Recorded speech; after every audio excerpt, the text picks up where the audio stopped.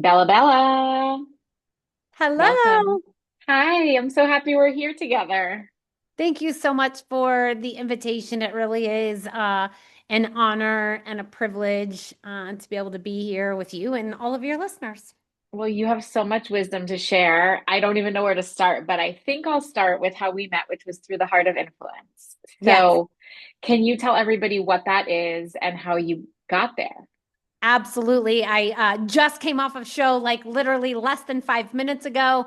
I've hosted more, co-hosted more than 1,800 episodes with more than 8,000 guests, and it's incredible. And it's a show that's designed to bring professionals together to build ecosystems.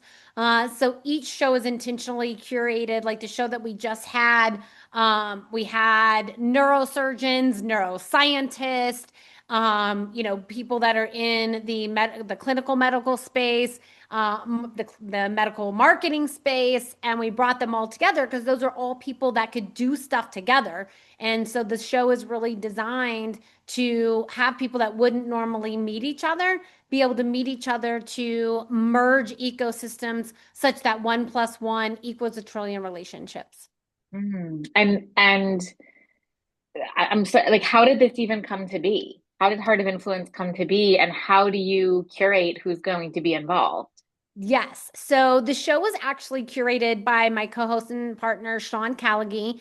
And it came out of COVID because he used to host these live events called Practice Mastery. And these events would, bring people together live and in person. And when COVID shut down the world and we couldn't get together in person anymore, he started to think like, what can I do? What can I do? And so we had this idea for the show. Back then it was called The Real Raw, and he would bring two people on and had do this like influence off thing, and then it grew. Now we have 6 to 8 people on per show. I became the co-host about 4 years ago, and we renamed it to the Heart of Influence from the Real Raw, and we expanded it. But it all started from the idea of like how we used to meet in person and how we used to network in person, and when that was taken away, how we brought it online. And now we partner with people that are in our ecosystem to host shows. So, our last one that I just got off of was with Dr. Vart and Dr. Val, and they're the ones that bring people on the show that can meet each other. And we have about 20 partners now that we partner with, where they bring people on. They'll reach out, and the whole idea is to reach out to people they do not know, so that they can build relationships with people that they don't already know. And how did you end up with Sean to begin with? I was a guest on the Heart of Influence. So a friend reached out to me and said, "Hey, I have this show. I think you'd be great. You're in sales because the show is all about influence and the ability to go from hello to yes." And I'm like, "I'm great at that. I will win that for sure." And he invited me on the show. And Sean says from the moment that he heard my voice, like he knew, I would be the co-host, like I was what the show needed. And so I came on a couple more times. I flew out to New Jersey. I met everyone live, and not too long after that, I started co-hosting the show. Oh my gosh. Okay, so I feel like your niche for sales, your passion for sales is a great place to go next. So I know that you became a very wealthy teenager, and that led to your life as a businesswoman. How did that start? I think that they say like people sometimes like you're born with a skill or you learn it. Like Sean will say, if you watch any videos of Sean like back when he was awful and terrible. And so he actually developed the skill. But I think I just came into the world with the skill because one, I was an older sister and with my mom, but I was also an only child with my dad. So I Mm. really learned at a very young age, like how to negotiate and get pretty much everything that I wanted. And even in school, when I was in high school, I grew up severely dyslexic. School was really challenging for me. And in school in Texas, you had to have 2 years of a foreign language to be able to graduate. And I started taking Spanish my sophomore year, failed. So I had to retake Spanish 1 My junior year, I failed it again. Mm. And then, so at that point, there was like, I was going into my senior year and I had no way at this point to get 2 years of a foreign language. And I was able to go from hello to yes with my counselor because of my disabilities to let me still graduate with my class without having those 2 years of foreign language. So I feel like that was like my biggest hello to yes as a teenager was like being able to graduate without a foreign language. I love this. Okay, so and then you entered some form of sales job. Yeah, so I went in at 18 years old. Someone introduced me to a network marketing company, and I knew nothing about the network marketing industry. I didn't know anything about like the stigma and everything that it had. I just was like, this makes sense. I'm not going to college, and this makes sense as a way to make money. And so someone introduced me to a company called Equinox. It's not around anymore. And I started with them at 18. And by the time I was 19 years old, I was a top income earner. I was like on stage doing trainings and all of the things. Won the cars and was driving the Cadillac Catera and, going on the yacht trips and all of that at 19 years old. And I was with that company until they shut down when I was 21. What were you selling? Vitamins and water filters. Okay. Can we Yes. talk about network marketing for a minute? Because I feel like, and the stigma, like it gets such a bad rap, but I also think there's so much opportunity and possibility in network marketing. Like I was with a network marketing company at some point. It helped me spearhead my own business Yes. endeavors. Like I feel like the products they have for the most part are excellent. Yep. Like they have to be because it's so competitive. I feel like, why do you think it gets such a bad rap? I think it gets such a bad rap because I think the professional world doesn't see it as a real business. And I agree. I actually wrote an article that someone stole several years later called Why God Created Network Marketing. I literally took my entire article and put their name on it. Crazy. Ew. Ew. Yeah. And but it was like 5 reasons why God created network marketing. And it had to do with like overcoming objections, and because you overcome a lot of objections in network marketing, overcoming the fear of talking to people, and learning how to overcome, taking no and still respecting people. So I really believe, especially for young people, it's an incredible way to build build your stamina for business, because there's a lot of rejection that happens, but there's a lot of rejection that happens in business. And Mhm. if you want to be successful in any bit, if you can be successful in network marketing, you can be successful in anything. And I think it's a great way for people to start off in business if they don't really know what they want to do yet, don't really know what their mission or purpose is being able to, start. And there's a lot of really great companies and companies that have been around for, a long time with some really great leadership. And, if you can get locked into one of those and you have great upline that will, teach and train you, it is definitely a way to get started. And I think the bad rap is like, most of them, at least back in the day, they like talk to your friends and family, Yeah. and then it's not seen as like a real business opportunity. So people who have built, multi-million dollar businesses like, oh, you did a network marketing, because that network marketing too, like you get a blueprint, right? And if you Hmm. follow the blueprint, you win. That's what I did. I just did what they told me to do and it worked. Hmm. And Hmm. when you go into business for yourself, you don't really get a blueprint. You got to Right. figure things out along the way. And there's a lot more hard work and hard knocks that goes into it. And so I think it's not as respected by people who have built, multi-million dollar traditional business, or say. Okay, but here you are, 21 years old. You're doing the thing. You're speaking on stages. You're taking the yachts. The business closes. What did you do? Oh, so the business closed, and I had, I'd made a bunch of money, and I had good money stacked away. And I was living in Vegas at the time because they had their corporate headquarters. And my younger sister wanted to move to Las Vegas to live with my mom. And so I was giving her one of my cars. I was driving her out. And my intention was I was just going to stay there for 3 months while she got like adjusted and kind of be her friend until she started making friends and everything. And then I was going to go back to Texas where I was like opening offices and things like that. And then the company shut down. And I was like, and if you built something in network marketing or anybody listening has, it's a 7 day a week, sometimes 10-hour a day gig. Like you don't take time off. Like you're always building, always Hmm. hustling. And I was traveling around, I was speaking, and I was tired. And I was like, and it all went away like that. And I was like, there's no way I'm doing that again. Like I'm just, Hmm. and so I didn't know what I wanted to do. And so I became a cocktail waitress in Vegas. And I worked at the Hard Rock Hotel and Casino.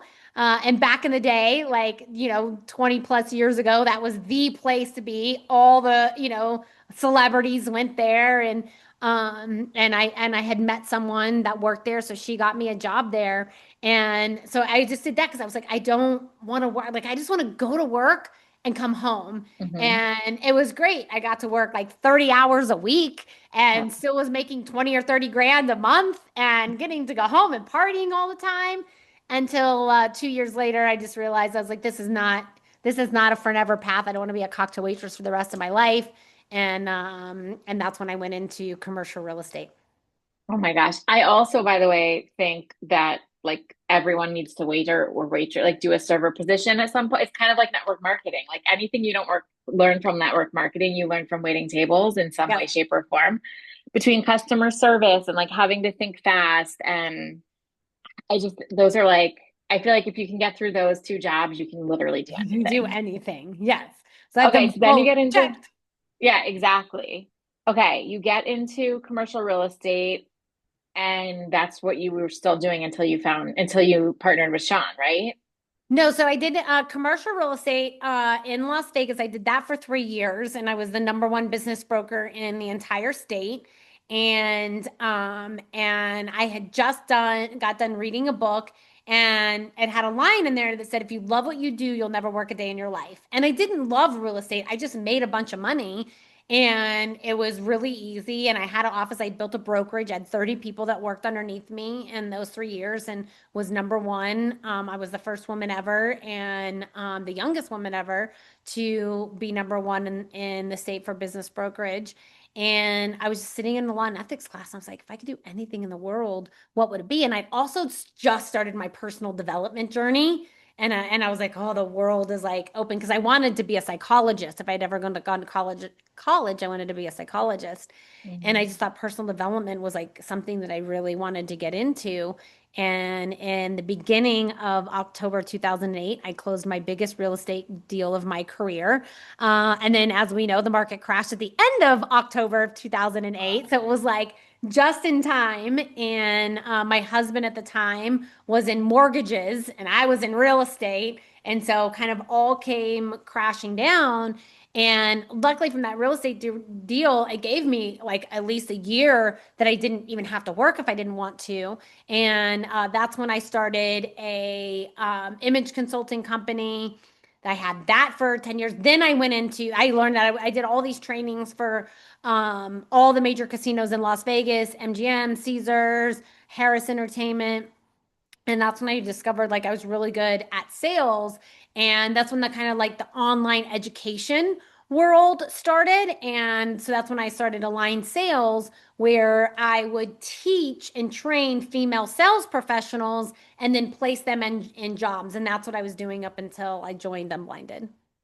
Oh my goodness. That's a lot to keep up with. Okay, and I know, so we met through Heart of Influence and we talked fertility because that's what I was on for my infertility. And you said something to me like within 1 minute of meeting me, basically, that infertility has touched you personally because you were told you wouldn't be able to have children. So if we can pivot to that, like obviously career, huge success. What was going on in your personal and family life, and when did the diagnosis come, change everything? What was life like? Yeah, thank you so much for asking.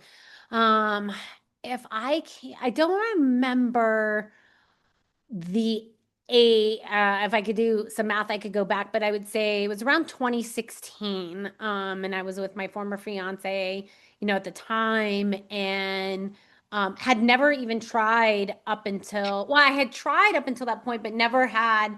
I wasn't trying not to, like, not to get pregnant, but I was never getting pregnant.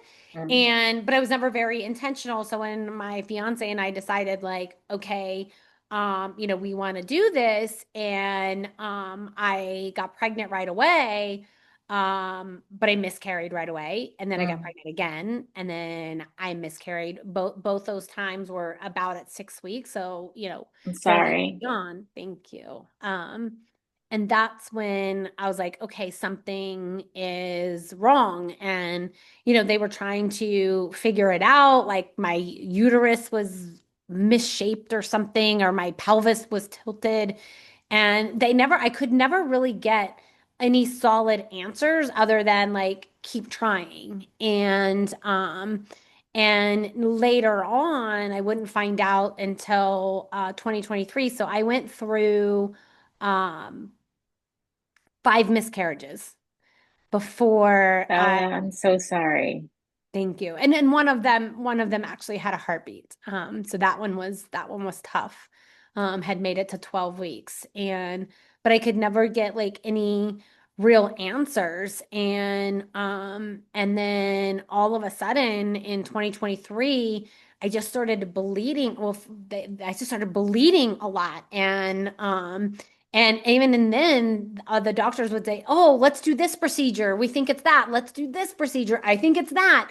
And still never got any answers like, oh, it must be this like polyp, it must be, this cyst. And I went through 2 different surgeries to try to remove things in my uterus. And it wasn't until I actually spoke at a woman's doctor event in New Jersey, and I was speaking on influence in the medical field. And there was a female gynecologist that was also speaking alongside of me. And she's like, I think I can help you. And I went and saw her within a couple weeks, and she went in and did the scope, and a couple weeks later, right before a speaking engagement in Florida, she called me, and she was like, I wouldn't need you to come to the office. And anytime you get a call from a doctor that says, I need you to come to the office, it's like, it's not good. And I Right. was like, I am, I'm out of state and I can't, like, what's going on? And that's when she told me over the phone that I had cancer. And I just remember screaming. My significant other was in the bathroom. He came running out of the bathroom with his pants around his ankles. He's like, what's going on? And that's what it was. And I had no idea. She's like, it's probably been here for a while. Had no idea. And then basically, I won't tell the whole cancer journey, but basically it ended with me having to get a full hysterectomy. And so the whole idea of having children, that door closed for good. Mm. How did you cope? How did you grieve? How quickly did you have to sort of move through this? So when I first, which part? When you got this news, were they right away like, you're gonna have to have a hysterectomy and childbearing's out? What do you say? What do you do? Where were you sitting? Like, how do you respond to something like that? Yeah, so at first, like, and she told me right before a speaking engagement. So I had a huge meltdown, and then I'm She like, told you even that this was going to impact your childbearing right before the speaking yeah. engagement. So I'm like full meltdown, and then I'm like, okay, God, like I got people to serve, so let me go do that now. But there's nothing I can do about this diagnosis right now, so I'm gonna put that over here. I'm gonna Yeah. go deliver. I'm gonna show up. I do. I break down after. I get all of, I see 2 different specialists in. 3 different specialists actually in New Jersey who all tell me I have to get this hysterectomy. I'm like, there's got to be another answer. I also knew very well the doctor who saved Tony Robbins' life out of Dallas.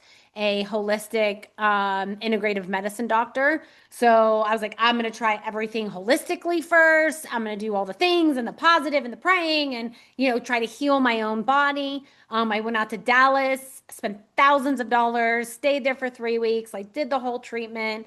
There wasn't change. And I still kept getting the same answer, like you're gonna have to get a hysterectomy. And my doctor in New Jersey, Dr. Lewin, was incredible. And I remember like, and I'm a very faith-driven person. I have an incredible relationship with God. I do believe everything happens for me. That is just a foundation of like anything in my life I believe happens for me.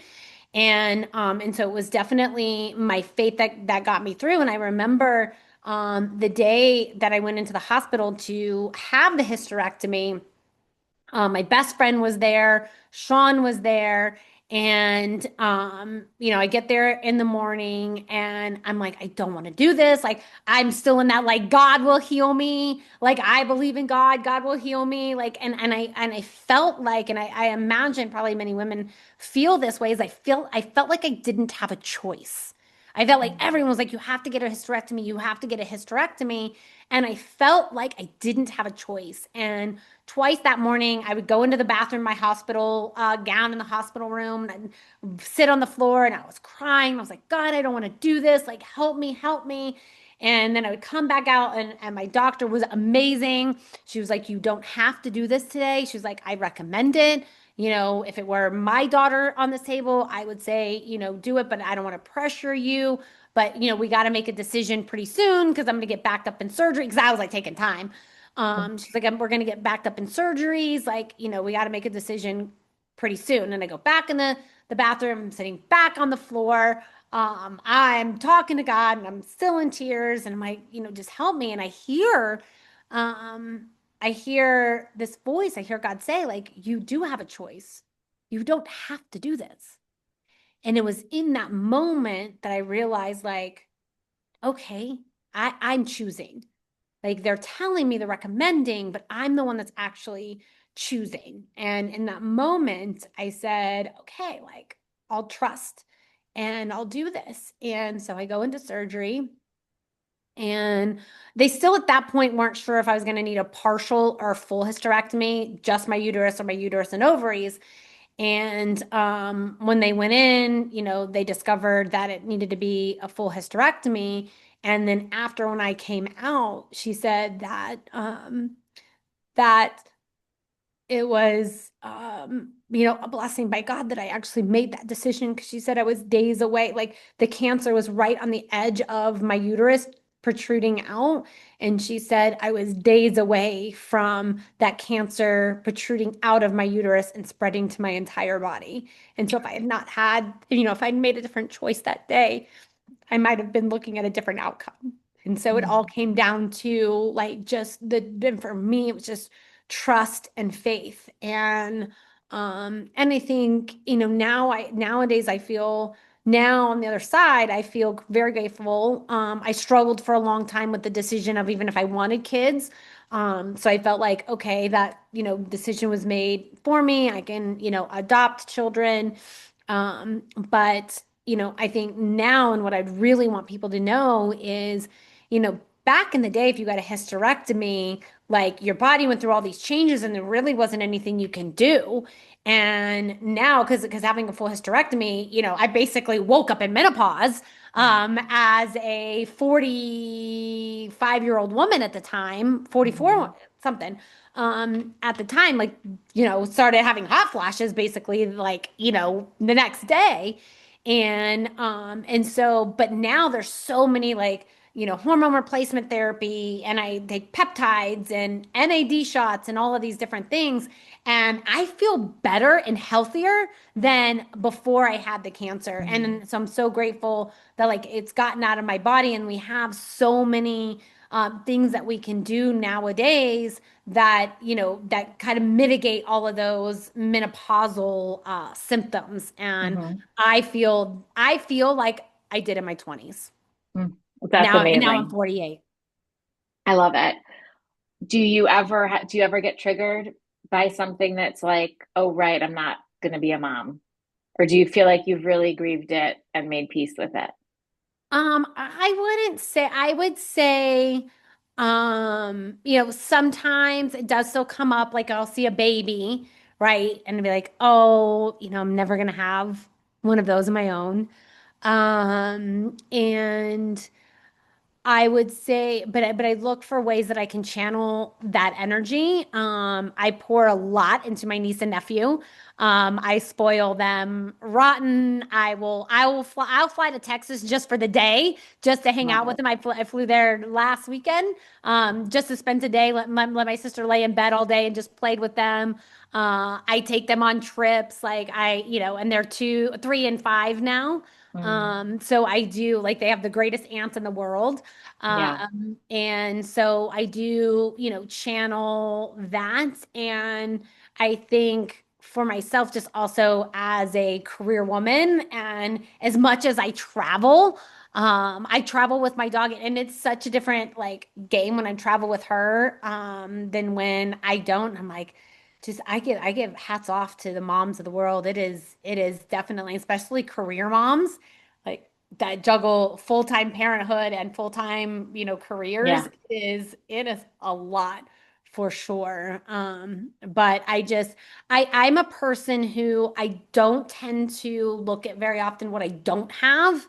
I focus my energy on what do I have, and I'll see cute babies and sometimes, but I'm like, I try not to spend too much time thinking about that.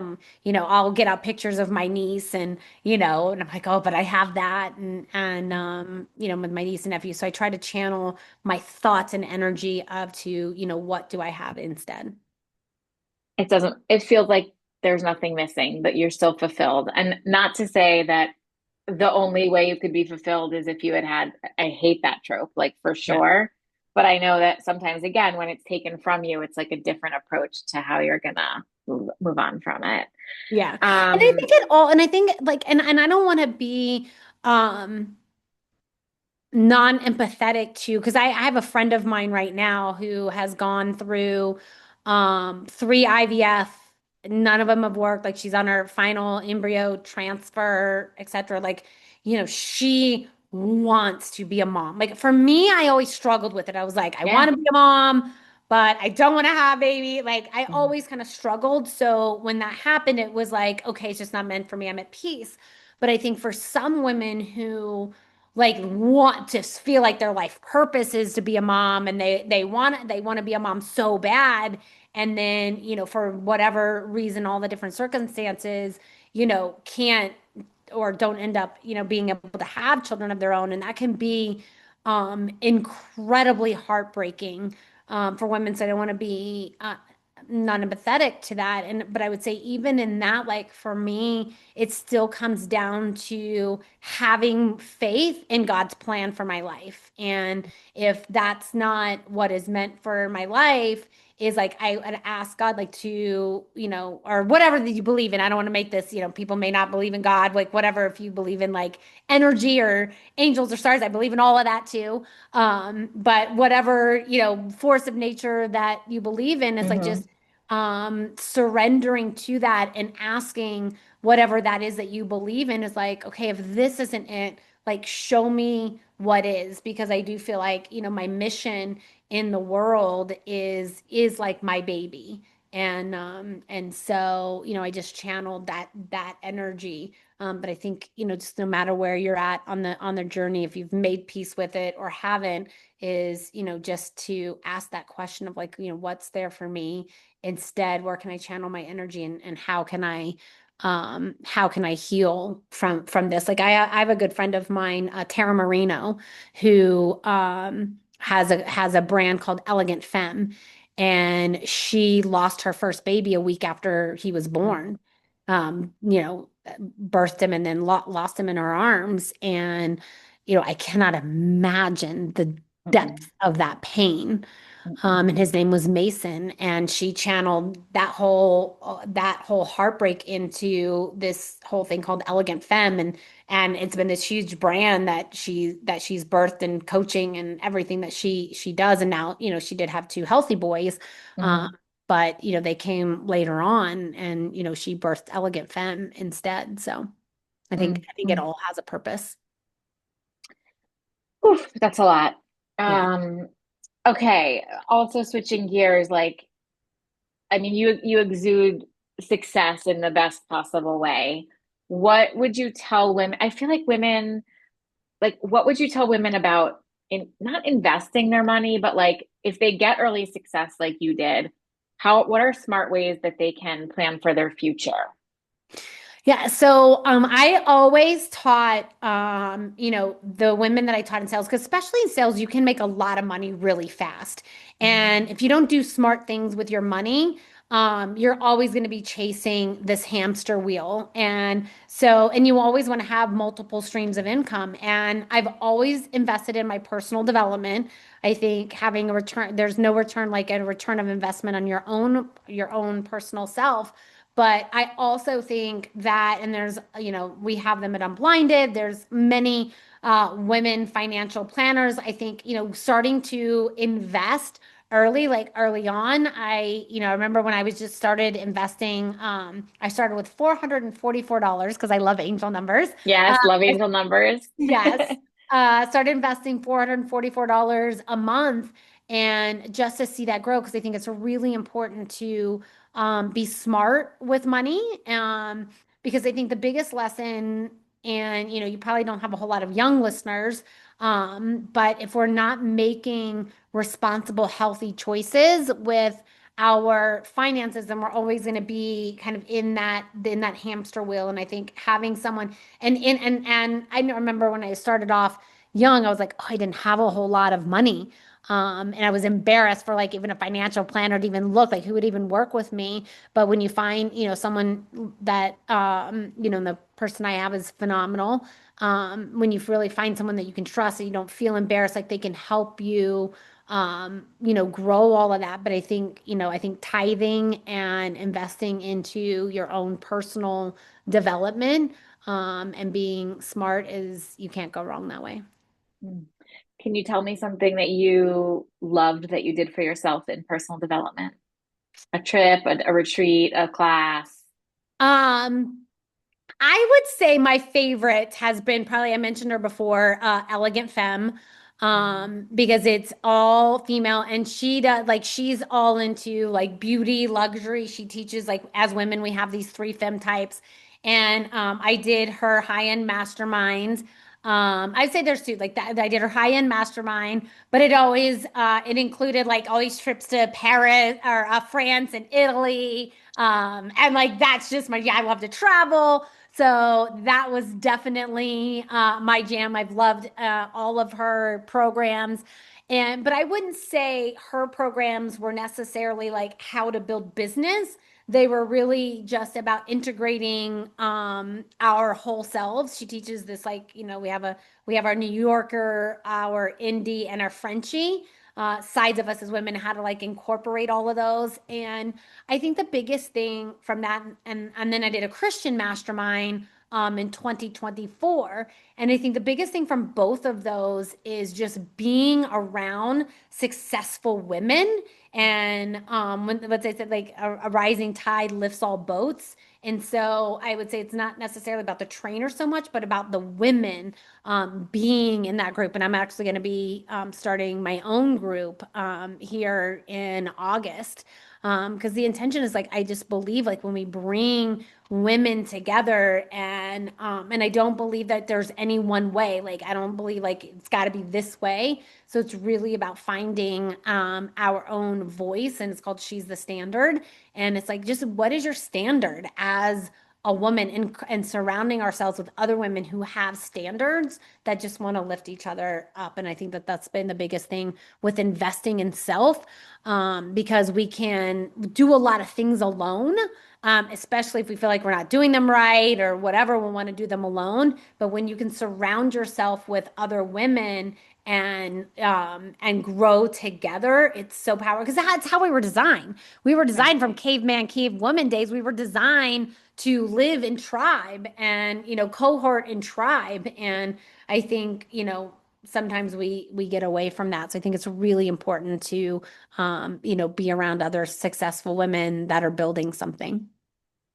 And is Heart of Influence going to continue to do episode after episode after episode and bring people together? It is, and we're talking about Um, turning it into an actual podcast now, and I'm doing the She's the Standard podcast, so it definitely awesome. will continue to, or a Heart of Influence. I mean, She's a Standard Heart of Influence and a podcast, but there is nothing in the world like the Heart of Influence. There's no other show, no other podcast, no other nothing that brings six or more professionals together in a game show format that because even Shark Tank, right? Like Shark Tank has like two people, has the billionaires on them, but it doesn't really build relationships. And we have been favorably compared to like Rick and Lucy and Oprah Winfrey.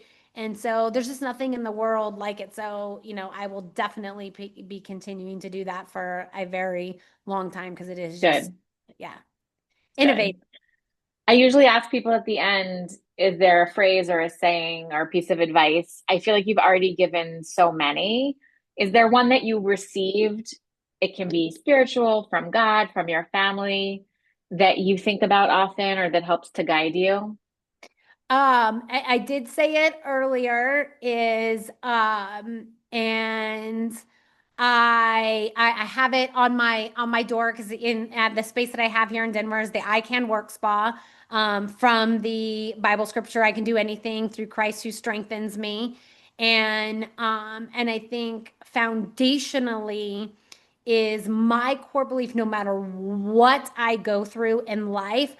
I don't necessarily believe in duality. Like I don't necessarily believe like there's a Satan in the world that's like trying to take me down. Like I believe that there is dark forces, there is dark energy, which could be, Satan, could be whatever that we come up against. But I believe bigger than that is this force for good that no matter what happens, no matter what has happened in my life is I always believe fundamentally something good is going to come out of this, and I've just got to walk through this dark period. I got to walk through this tragedy. I got to walk through this pain, but I know on the other side of it something good is going to happen, and I'm going to walk through this pain to be able to get to what it is. And it doesn't happen overnight, right? Like it's not like, oh, I lose someone important to me and like, oh, I'm gonna have this is gonna turn into something good tomorrow. Like,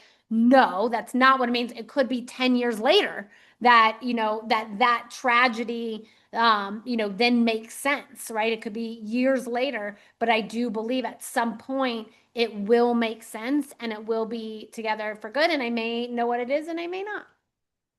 I love that. Thank you for sharing so many nuggets today, Bella. We're going to link out to Heart of Influence and to you. And I'm just so grateful. Thank you for sharing really your heart with us today. Yeah, well, thank you so much for having me. It has been, great to be able to be here with you, and anyone who is interested in coming on the Heart of Influence, we can link that, and each show is curated, so we'll have a conversation and see what show to put them on.